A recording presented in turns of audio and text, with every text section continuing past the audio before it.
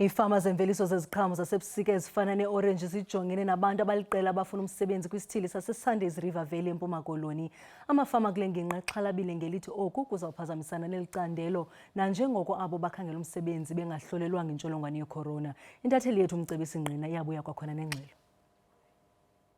Njengokuba isizini yokuvuna kwama-apile kwiphondo lasentshona Koloni ifikelele esiphelweni, loo nto ithetha isiqalo sokukhangela umsebenzi womtsha kujongwe ekuvuneni kwesitrus eMpuma Koloni, ingakumbi eSunday River Valley.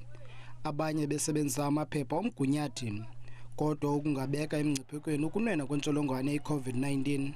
There are a lot of people that are walking around from farm to farm asking if we got work for them, and we just don't have work over there, and the accommodation that's over here is more or less full at this stage of the game, so we can't really accommodate many more people in this little valley of ours. Uninzi leteksi belithwele abantu bezokufuna umsebenzi kulengingqi ngempela veki zithe zajikwa.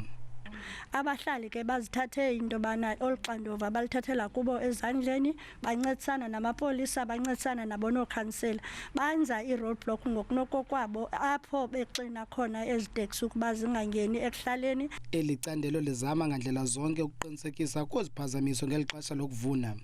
Ingxaki ke ngokuloo nto inoyibangela for thina abantu bakwi-citrus industry is if abantu bafike benezigulo abangazaziyo kwabona babanazo, bangafika bagulise abasebenzi bakule industry. Iqonga labavelisi besitrus eSunday River Valley bamemelele kurhulumente wephondo abavumele basebenzise isikolo njengendawo apho bazokwenza khona abasebenzi amakheswa xa bebafunela ukuvuna. Kwiindaba ze-SABC ndingumcebisi eKirkwood.